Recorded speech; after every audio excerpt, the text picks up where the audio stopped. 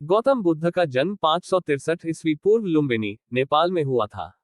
उनके पिता का नाम शुद्धोधन था, जो कि एक क्षत्रिय राजा थे, और उनकी माता का नाम महामाया यानी मायादेवी था। गौतम के जन्म के 7 दिन बाद ही इनकी माता की मृत्यु हो गई। इसके बाद में उनका पालन पोषण उनके मौसी और शुद्धोधन की दूसरी रानी महाप्रजापति गौतमी ने किया।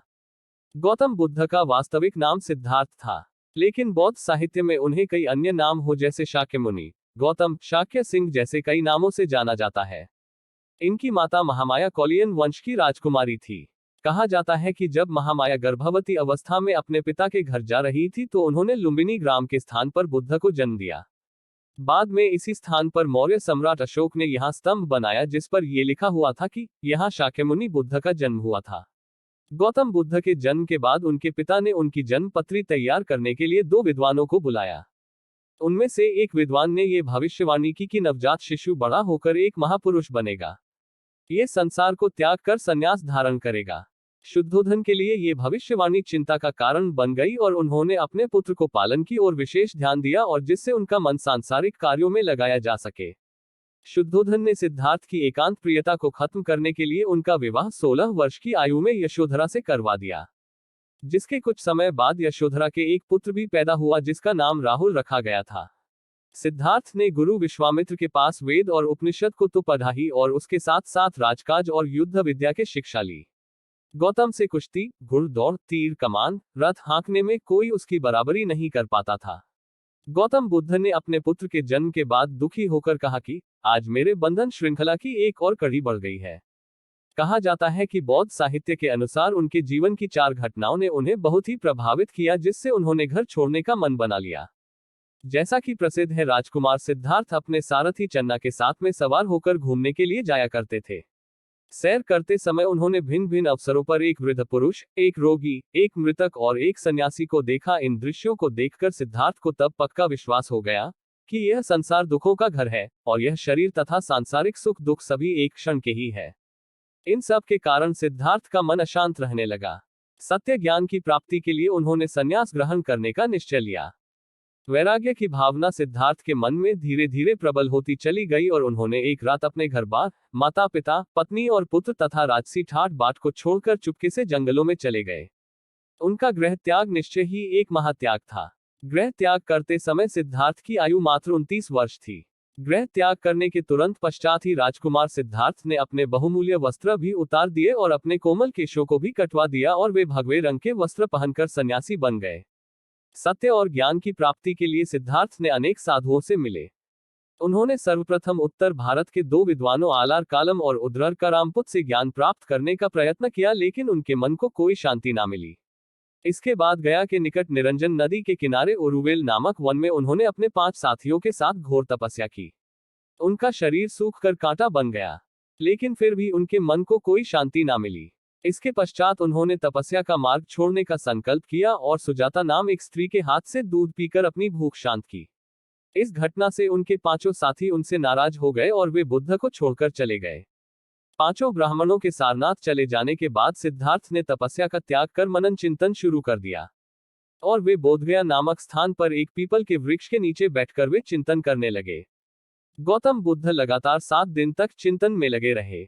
8वें दिन वैशाख मास की पूर्णिमा को उन्हें ज्ञान की प्राप्ति हुई। उन्होंने ये जान लिया कि मनुष्य की अपनी वासना ही उसके दुख का मूल कारण है और इन वासनाओं का दमन करने से ही उसे मन शांति मिल सकती है। सिद्धार्थ को ये ज्ञान 35 वर्ष की आयु में प्राप्त हुआ और वे उसी दिन से बुद्ध बन गए। बोधगया में जिस वृक्ष के नीचे गौतम बुद्ध ने ज्ञान प्राप्त किया उसे बौद्ध वृक्ष के नाम से जाना जाता है। ज्ञान प्राप्ति के बाद महात्मा बुद्ध ने अपने धर्म का प्रचार करने का निश्चय किया। उन्होंने अपना पहला उपदेश सारनाथ में उन 5 ब्राह्मणों को दिया जो पथ भ्रष्ट समझकर उनका साथ छोड़कर चले गए थे। बुद्ध के उपदेश से प्रभावित होकर इन 5 ब्राह्मणों ने बौद्ध धर्म ग्रहण कर लिया। इस घटना को इतिहास में धर्म चक्र परिवर्तन कहा जाता है। शीघ्र ही महात्मा बुद्ध की कृति चारों ओर फैलने लगी। महात्मा बुद्ध 45 वर्ष तक देश के कई भागों में धर्म प्रचार में लगे रहे। कुछ ही समय बाद बुद्ध के शिष्यों की संख्या हजारों में पहुंच गई, यहाँ तक कि कौशल के राजा प्रसन्नजीत, मगध के बिंबिसार और अजातशत्रु, वैशाली की प्रसिद्ध गणिका आम्रपाली, स्वयं खुद के पिता शुद्धोधन और पुत्र राहुल ने भी उसके धर्म को ग्रहण किया। अपने प्रिय शिष्य आनंद के विशेष आग्रह करने पर उन्होंने स्त्रियों को भी बौद्ध धर्म की दीक्षा देना स्वीकार कर लिया। महात्मा बुद्ध की शिक्षाएं सादी तथा व्यवहारिक जीवन से संबंध रखने वाली थी। उन्होंने आत्मा तथा परमात्मा के बारे में गूढ़ तथा पेचीदा बातों का प्रचार नहीं किया। उनके द्वारा विधानात्मक सिद्धांत और निषेधात्मक सिद्धांत थे। बौद्ध धर्म की आधारशिला उनके 4 आर्य सत्य है। उसके अन्य सिद्धांतों का विकास भी इन शब्दों के आधार पर ही हुआ है। ये 4 आर्य सत्य इस प्रकार है। महात्मा बुद्ध के अनुसार संसार दुखों का घर है। बुद्ध के अनुसार दुख का कारण सांसारिक विषयों की कभी न बुझने वाली प्यास है। इस प्यार के वशीभूत होकर मनुष्य अनेक प्रकार के स्वार्थपूर्ण कार्य करता है तथा इन कार्यों के फलस्वरूप से दुख प्राप्त होते हैं। अपनी इच्छाओं के कारण ही मनुष्य सांसारिक बंधनों से मुक्त नहीं हो पाता और बार बार इस संसार में आकर कष्ट भोगता रहता है। महात्मा बुद्ध के अनुसार यदि मनुष्य दुख के कारण को ही समाप्त कर दे तो उसे दुखों से मुक्ति प्राप्त हो सकती है। इच्छाओं और वासनाओं का दमन करके मनुष्य दुखों से छुटकारा पा सकता है। त्याग भी दुख निरोध है। तृष्णा तथा अविद्या आदि दुखों के कारणों को दूर करने के लिए बुद्ध ने जो मार्ग अपनाया वह दुख निरोध मार्ग कहलाता है। इस अष्टांगिक मार्ग कहा गया है। अष्टांगिक मार्ग महात्मा बुद्ध ने अपने अनुयायियों को 8 सिद्धांत अपनाने का उपदेश दिया जिन्हें बौद्ध दर्शन में अष्टमार्ग कहा जाता है। ये सिद्धांत वास्तव में उनकी शिक्षाओं का सार है। इन पर चलने से मनुष्य का जीवन पवित्र हो जाता है तथा उनकी इच्छाओं का दमन हो जाता है।